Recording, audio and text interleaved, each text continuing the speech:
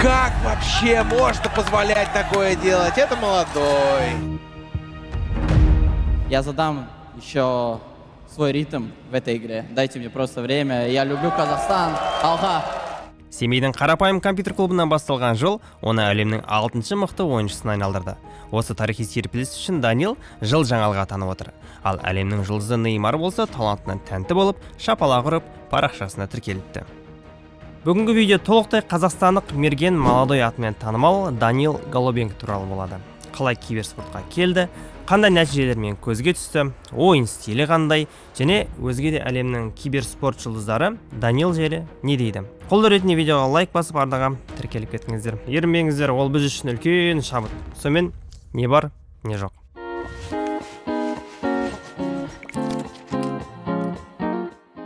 Данил Голубенко 2005 жылы ұлы Абай елінің орталығы қасиетті Семей топырағында дүниеге келген. Бала күннен ол оқуды да, карате мен киберспортты да қатар алып жүруге тырысты. Алайда уақыт өте келе Counter-Strike әлемі оны өзіне баурап алғаны сабақ үлгеріміне кері әсерін тигізбей қоймады. Ата-анасы ұлының болашағына алаңдап компьютерлік ойындарға қатаң тыйым салады. Бірақ өз хоббиін бәрінен биік қойған жас өрен берілмеді. Ол жасырын түрде компьютерлік клубтарды жағалап, шеберлігін шыңдай түсті. Тіпті сол клубтардың бірінің иесі Данилдың бойындағы ерекше таланты мен жалынын байқап, оған тегін ойнауға рұқсат берген екен. Мне повезло, я не знаю, судьба так связала, что я познакомился с человеком, который мне просто дал время бесплатно в компьютерном клубе. И я сидел, играл. Кәсіби мансабындағы алғашқы қадамдарын ол All Inners ұжымынан бастады. Бұл кезеңде ол алғашқы әріптестер, тынымсыз жаттығулар мен алғашқы ірі жарыстарды көрді. Кейінірек ресейлік DMS командасына ауысып, онда 1-16 рейтинг көрсеткішімен көзге түссе, артынша Амкал сапында жарқырай көрініп, 1-26 рейтингпен тұрақты ойын өрнегін қалыптастырды. Амкалдағы жарқын ойыны әлемдік деңгейдегі клубтардың назарын аудармай қоймады. Көп ұзамай мұхиттың арғы жағындағы бразилиялық әйгілі Фурия ұйымы жас қазақстандық снайперге сенім артып, өз қатарларына қосты. Мәліметтер бойынша Фуриядан бөлек ұсыныс Fnatic пен Gamer Legion'нан да келген екен. Португал тілін, тіпті орта ағылшын тілін білмейтін Данил үшін ортаға сіңісі өте қиын болды.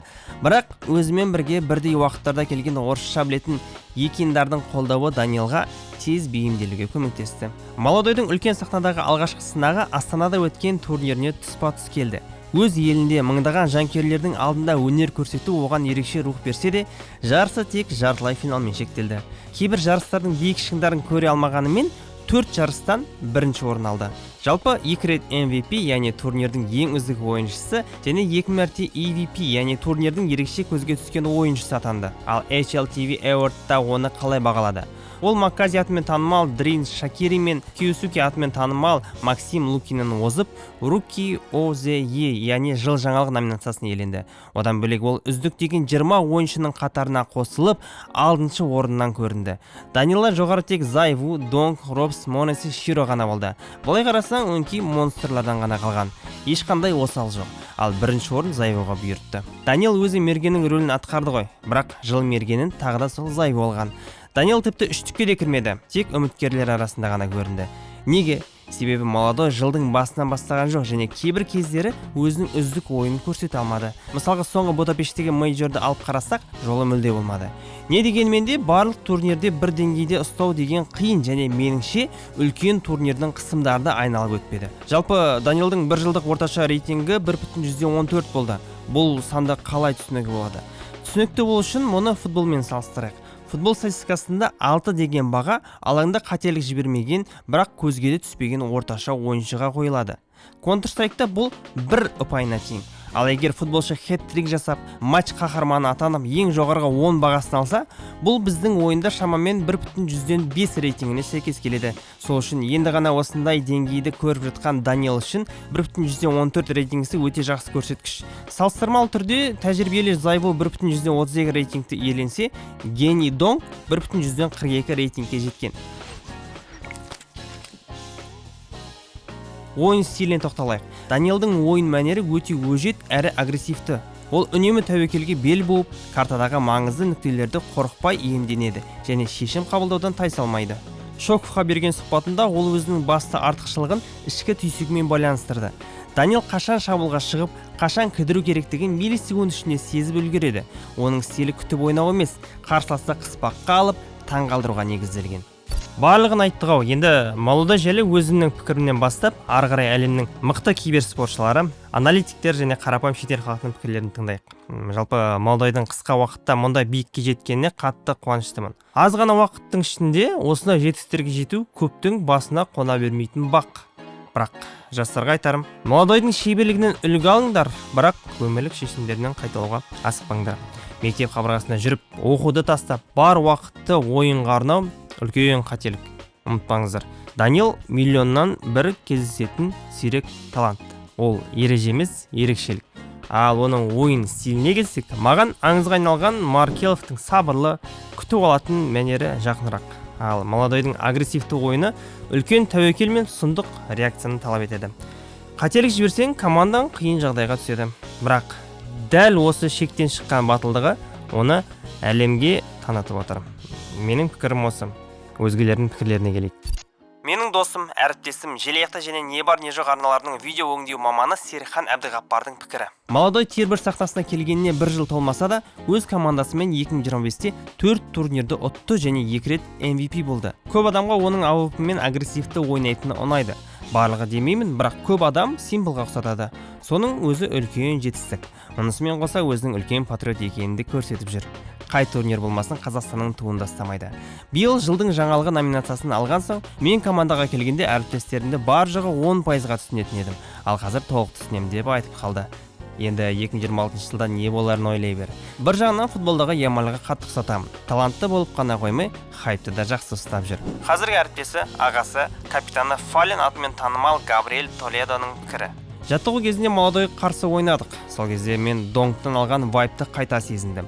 Мираж картасында ол бір сәтте паластан бір адам, шорттан бір адам, секіре салып андерден бір адамды өлтірді. Біз сол кезде таңғалып, мұнда не болып жатыр дедік. Ол қалыптасқан шеңберден шығып, өте қауіпті әрекеттерге барады. Алайда оның бәрі есептелген. Әрі қас қағым сәтте есептелген. Мұндай әрекеттер тек жылдам ойлай білсең ғана нәтиже береді. Фурия командасының ойыншысы Екендер атымен танымал Марек Галинскис. Менің тәжірибемде жас әрі талантты ойыншылар көп болатын. Еңбек етуге келгенде олар жалқауланатын немесе матч кезінде қобалжып қалатын.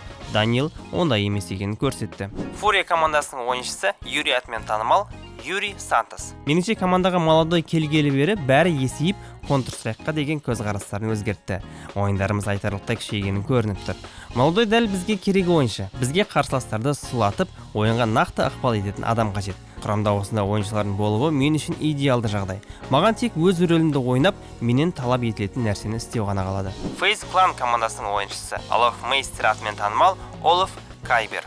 Бұл жігіт нағыз 8 аяқ сияқты. Жолында тұрған талай ойыншыны жайпап тастауға дайын. Бұл оның бірінші жылы ғана, ал хайлайттары болса сұмдық көп. Virtus.pro Gambit Gaming авангард ойыншысы болған, қазір Навак командасының бапкері Адрен атымен танымал Дәурен Қыстаубаев. Молодой өзін өте жақсы, әсіресе сенімді қырынан көрсетті. Өйткені кез келген ойыншы үлкен сахнаға шығып, алғашқы матчтардан-ақ мұндай керемет нәтиже көрсете алмайды. Фурия істің неге апаратынын білді, себебі оларда бақылайтын, скаутинг жасайтын мамандардың үлкен базасы бар. Олардың назары Молодойға бекер түспеген.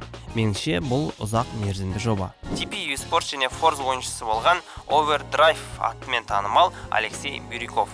Молодой сөніп бара жатқан снайперлер арасындағы бір жұтым таза ауа әспетті. Тек оның біздің емес, бразилиялық сахнаны өрге сүйреп жүргені өкінішті. Параллель әлемдегі мынандай құрамды елестетіп көріңізші. Молодой, Икендар, Киосуки, Фламус және бір капитан. Мозес атымен танымал ардагер ойыншы Джейсон Оту. Фален өз орнын Молодойға бермегенде, ол мұндай қошеметті көрмес еді. Фален жеке басының жайлылығын емес, команданың жетістігін биік қойып, құрамды күшейту үшін өз позициясынан бас тартты. Про сахнада мұндай ауыр шешімді қабылдау кез келгеннің қолынан келмейді, ал ол мұны жасай білді. Монда командасының бапкері Айван есімен танымал Иван Семенец. Біз құрамда өзгеріс жасағымыз келген. Есінде, Молодойдың Қазақстан командасы сапында HLTV-де небәрі 3 ресми ойыны болған. Мен және қасымдағы әріптесім екеуміз оны командамызға алғымыз келді. Бұл 2024 жылдың тамыз айы болатын. Мен оның әйтеуір бір жерде ойнайтынын білдім, бірақ оны Фурия алады деп мүлде ойламаппын. Навак командасының ойыншысы Мод Севейш атымен танымал Әділ Тілеулиев. Жас әрі жігерлі снайперге картада емін-еркін әрекет етуге толық еркіндік карт бланш берілуі және ойыннан тыс уақытта онымен бапкер, талдаушы және Counter-Strike сахнасындағы ең тәжірибелі снайперлердің бірі жұмыс істеуі ең қауіпті симбиоз. Фанлиннің маңызды рөлді көзінде оты бар жаңа тың ойыншыға беру өте дұрыс шешім болды. Бұл шешім Фурияға да, оның өз мансабына да екінші тыныс сыйлады. Spirit командасының аналитигі Клайф атымен танымал Анатолий Авериков. Фурия тарихы Moneyball фильміне ұқсайды. Молодой Counter-Strike 2-де агрессивті стиль сән емес деп қыңқылдаған топ снайперлердің алдын орады. HLTV авторларының бірі журналист Нот атымен танымал Даниш Аллен. Симплдың мықтылығы тек ату шеберлігінде емес, ойынды оқи білуінде еді. Ол агрессивті қимылдаса да, жағдайды өз пайдасына шешетін. Қазір молодойда соған ұқсас ойнайды. Жаңадан келгеніне қарамастан ол ойынды өте жақсы сезінеді. Оның кейбір тым агрессивті немесе позициядан тыс көрінетін әрекеттері шыны мәнінде раундты жеңу үшін жасалған саналы қадамдар.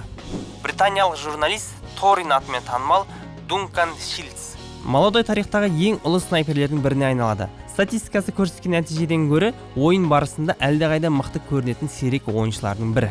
Деп маусым басында айтса, соңғы Будапешттегі мейджордан кейін ойы өзгеріп шыға келді. Жұрттың бәрі мақтап жүрген әлгі молодой менің де әлемімде болса ғой. Әйтпесе менің көріп жүргенім тіпті өз командасының үздік ойыншысы да емес. Ол әр ойында доминация жасайтын тұрақты ойыншыдан гөрі тек кейбір матчтарда ғана оянып кететін біреуге көбірек ұқсайды.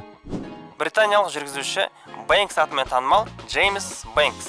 Ол өзінің AWP-да ойнау стилімен Фурия үшін бәрін өзгертті. Оған мейджорға үйренісу үшін көбірек уақыт беріңіздер. Сонда ол 2026 жылы үздік үштікке немесе одан да жоғарыға шыға алады. Ал қарапайым жанкүйерлер не дейді? Көбісі мақтаған, хейт пікірлері өте сирек.